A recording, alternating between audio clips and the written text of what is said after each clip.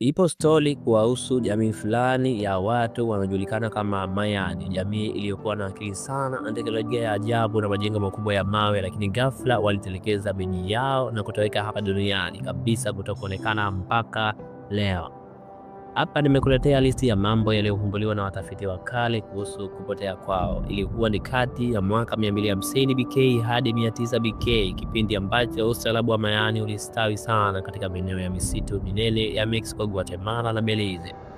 Watu hawa walikuwa na uwezo wa ajabu, uwezo wa kutazama nyota na kutengeneza kalenda sahihi kuliko hata mataifa ya Ulaya ya wakati huo, huku wakijenga miji ya kifahari kama Tikal, Chichen Itza kwa kutumia mawe makubwa pasipo kutumia magurudumu wala wanyama wa kazi.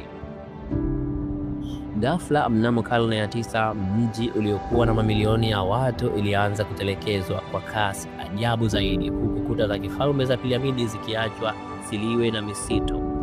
Watafiti wa kale walichunguza miamba kwenye mapango ya Belize, wamegundua kuwa dunia ilipitia katika kipindi cha ukame mkali uliodumu kwa miongo mingi sana, hali iliyosababisha njaa na kuvuruga mfumo wa imani kwa wafalme wao ambao waliaminika kuwa wana uwezo wa kuleta mvua.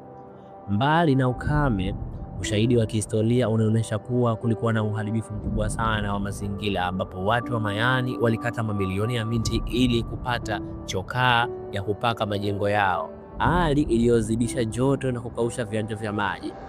Vita vya wenyewe kwa wenyewe kati ya mji wa mmiliki kama Dos Pilas viliongeza machafuko na kuwafanya watu wa kawaida kuamua kutelekeza utawala wa kifalme na kutawanyika katika vikundi vidogo vidogo ili kunusuru maisha yao.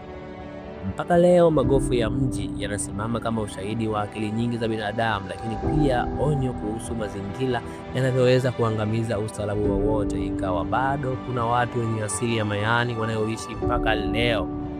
Lakini siri kwa nini waliamua kutoirudia miji yao ya kifahari bado imefichwa chini ya mizizi ya misitu ya Amerika ya Kati. Asante kwa kunisikiliza. Mimi naitwa Imalava kutoka La Media.